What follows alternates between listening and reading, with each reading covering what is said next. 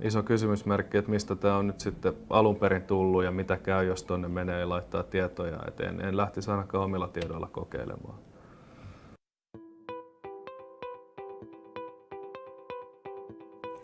Saimme kirjepostia.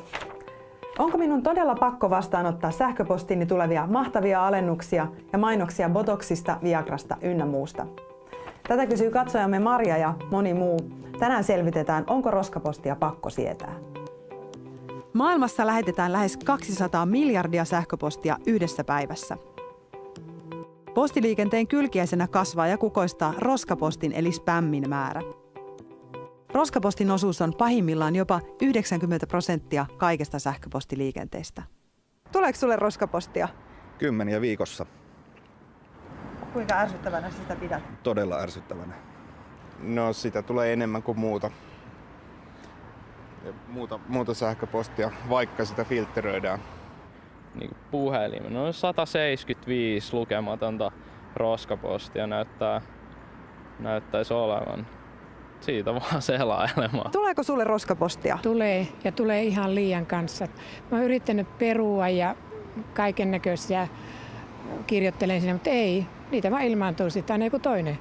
Lähettäjällehän se on harmi, että niitä ei lueta. Mutta eihän roskapostia kukaan lähettäisi, ellei se jollekin olisi kannattava bisnes. Roskaposti on ilmiö, jossa pelataan suurilla luvuilla ja halvalla hinnalla. Netistä koneellisesti haravoituja miljoonien osoitteiden listoja myydään verkossa ja miljoona sähköpostia saa matkaan muutamalla 10 eurolla. Yhdysvaltalaistutkimuksen mukaan homma kannattaa, jos keskimäärin yksi vastaanottaja 25 000 tarttuu tarjoukseen ja ostaa myytävän tuotteen tai haksahtaa huijausviestiin. No siellä on 40. Jaha, siellä on aika paljon näyttää olevan tätä perinteistä sinistä pilleriä myös kaupan. Ja sitten on näitä nettikasinoita. Sitten on kaikennäköisiä huijauskalasteluita. No ne on näitä mainoksia oikeastaan. Niitä mä pidän roskapostina, koska mä en niitä välttämättä ole edes halunnut. Joskus on joitakin, joita on, niin kuin sanot, saa tulla. Ja sitten ajattelet, että no, miksi mä olen tuohon sortunut. Roskapostittaja haluaa yleensä ansaita rahaa tai kerätä tietoja, jotka voi muuttaa rahaksi. Lystin kustannukset jäävät vastaanottajan maksettavaksi, joko spämmin torjumiseen kuluvana rahana tai postilaatikon perkaamiseen kuluvana työaikana. Kaikesta maailman sähköpostiliikenteestä valtaosa on roskaa, joka tukkii tiedon valtateitä ja käyttäjien sähköposteja. Tänään selvitetään, onko roskapostia tosiaan pakko sietää.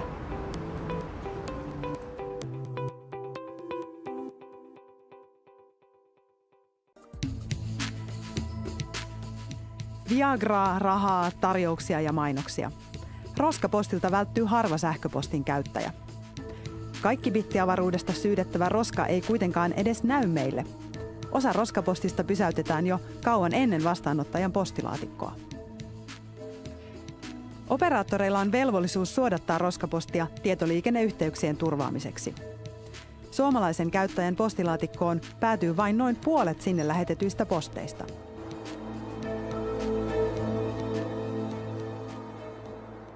Näin voi ajatella tietenkin. Tämä on yksittäisen käyttäjän kannalta hirveän niin kuin iso tilastollinen yleistys, mutta näin voi niin kuin yleistää.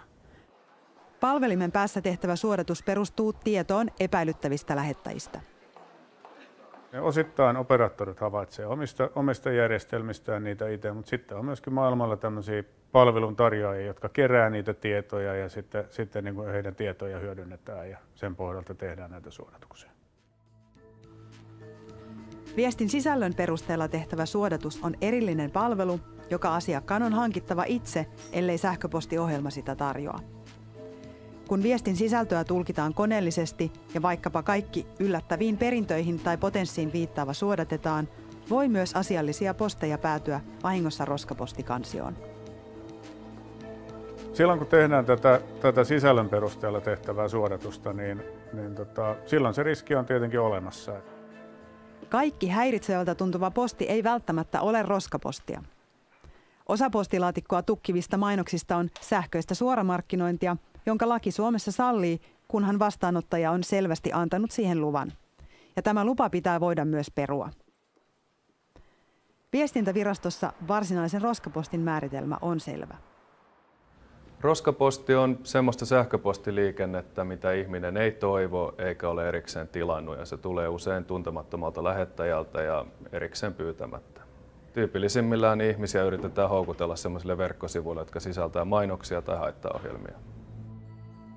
Tökeröimät huijausviestit tunnistaa helposti, mutta monen viestin kohdalla sen lähettäjä ja tarkoitus jää hämäräksi. Antti Kurittu tutki pyynnöstämme viestejä, joita vastaanottaja ei tiedä tilanneensa. ET-lehden mainoksen lähettäjätaho herätti kysymyksiä. Se on amerikkalaisella palveluntarjoajalla GoDaddyllä. Rekisteröitymistiedot on ainakin piilotettu. Mitä se tarkoittaa? No se on aina kysymysmerkki, että minkä takia joku piilottaa ne tiedot, jos ei ole jollain tavalla jossain hämäräbisneksessä.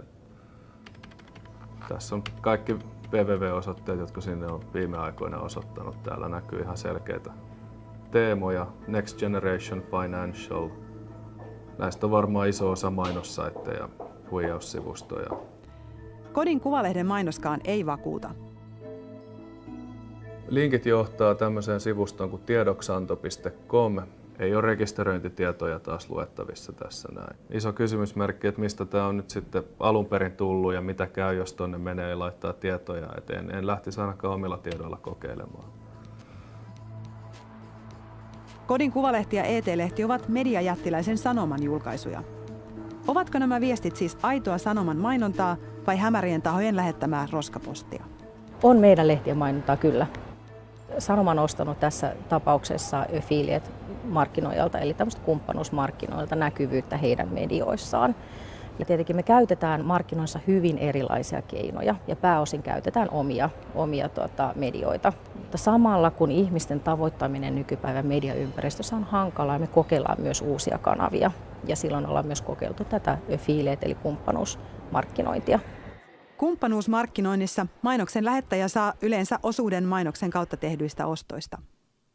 Kodin Kuvalehden mainoksen lähettäjä tiedoksianto.com lähettää mainoksia myös Viagraa muistuttavasta Viagrosta, joka lupaa ostajalleen parempaa seksiä. Teettekö te yhteistyötä roskapostittajien kanssa? Siis kysehän on näiden affiliate-verkostojen lähettävistä viesteistä, jossa me ollaan sitten mukana mainostajana. Viestintäviraston asiantuntija katsoi näitä viestejä ja sieltä löytyy esimerkiksi lähettäjäpalvelimien piilotettuja rekisteröintitietoja. Kuinka tärkeää tämän verkoston läpinäkyvyys on teille? Me toimimme pelkästään luotettavien verkostojen kanssa ja teemme itse erittäin paljon, olemme aktiivisesti mukana kun näitä pelisääntöjä ja käytäntöjä sovitaan, niin olemme yhteistyössä eri mainostajien kanssa siinä. Pelisääntöjen muotoutumista odotellessa sähköpostitarjousten erottaminen huijauksista ei ole aivan helppoa.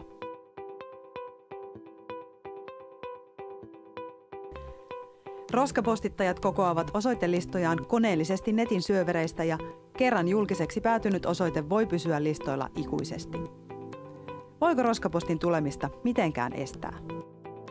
Voi käyttää esimerkiksi 2 rinnakkaista sähköpostiosoitetta, joista toista käyttää sitten palveluihin rekisteröitymiseen ja muutenkin vähän liberaalimmin voi jakaa ja toista henkilökohtaisempaan viestintään, mutta käytännössä roskapostin tulemista niin ei oikeastaan voi edes ehkäistä. Roskapostin loppua ei ole näköpiirissä, joten sen kanssa on opittava elämään. Roskaposti kannattaa merkata spämmiksi, näin sähköpostiohjelma oppii paremmin tunnistamaan sen. Roskapostikansio on hyvä tarkistaa silloin tällöin, sinne voi vahingossa päätyä tärkeitäkin viestejä. Ylivoimaisen vastustajan edessä kaikki keinot ovat sallittuja. Joskus on helpompaa unohtaa spämmiä tulviva postilaatikko ja aloittaa puhtaalta pöydältä.